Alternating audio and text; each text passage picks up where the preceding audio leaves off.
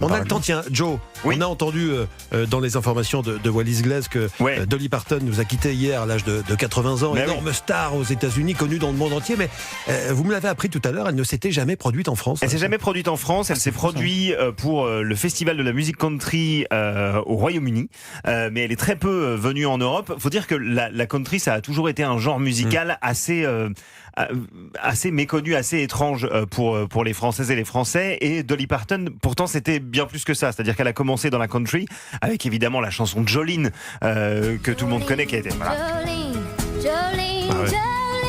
Quand vous dites une musique, Joe, elle arrive tout de suite à l'antenne. Vous avez vu comme c'est bien fait? Vous avez vu ce que c'est? C'est le talent de Jérémy, notre réalisateur. Exactement, Nicolas Voilà, Taureau, qu'on notre salue. Réalisateur Jérémy. Vous pouvez dire n'importe quelle chanson, il va la sortir. Si vous dites Macumba, Jean-Pierre Madère, il va la sortir. Il a une petite goutte de sueur sur le front là quand même, on sait pas. Non, si c'est Dolly Parton, ça va parce qu'il avait prévu le coup. Mais voilà, elle s'est fait connaître donc dans les années 60 à travers la musique country, dont elle est devenue l'une des icônes incontestées effectivement aux États-Unis. Mais elle s'est tournée aussi un petit peu vers une musique plus pop dans les années 70. Elle est également apparue au cinéma dans le film Comment se débarrasser de son patron avec Jane Fonda, dont elle a écrit la bande originale avec la chanson 9 to 5.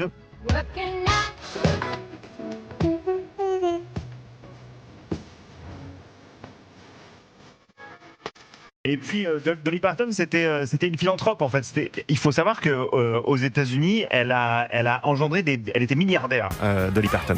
Milliardaire. Elle a vendu 100 millions de disques. C'est une des plus grosses vendeuses de disques de l'histoire. Une des plus grandes vendeuses de disques. C'était une songwriter hors pair, une chanteuse incroyable.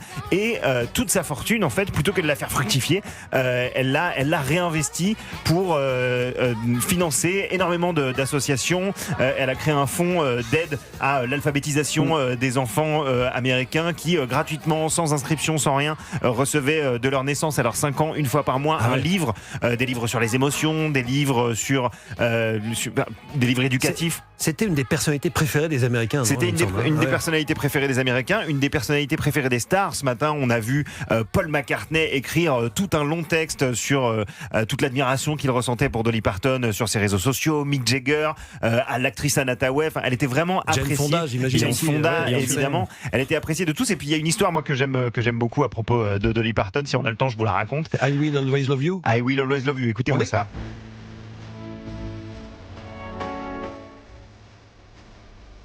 Chanson qu'elle a écrite en 1974, qui est devenue... Ça me dit quelque chose, ça. Oui, oui, effectivement. Elle a copié Whitney Houston, dis donc. Peu de gens savent effectivement que l'original, elle est de Dolly Parton. Elle a écrit cette chanson en 74, c'est devenu immédiatement un succès. Et donc le colonel Parker, vous savez qui c'était le colonel Parker? C'était le manager d'Elvis Presley. Et le manager d'Elvis Presley contacte Dolly Parton et dit Elvis veut reprendre I Will Always Love You. En revanche, comme c'est Elvis et que c'est le King, s'il reprend cette chanson, il veut pour l'éternité la moitié des royalties sur l'écriture les droits de cette chanson. Et là, Dolly Parton, tout le monde lui a dit mais oui, vas-y, c'est Elvis, il faut absolument le faire. Et elle a dit non, moi je trouve que c'est pas très juste en fait ce qu'il me propose. Donc tout le monde lui a dit ça va ruiner ta carrière, mais elle a refusé.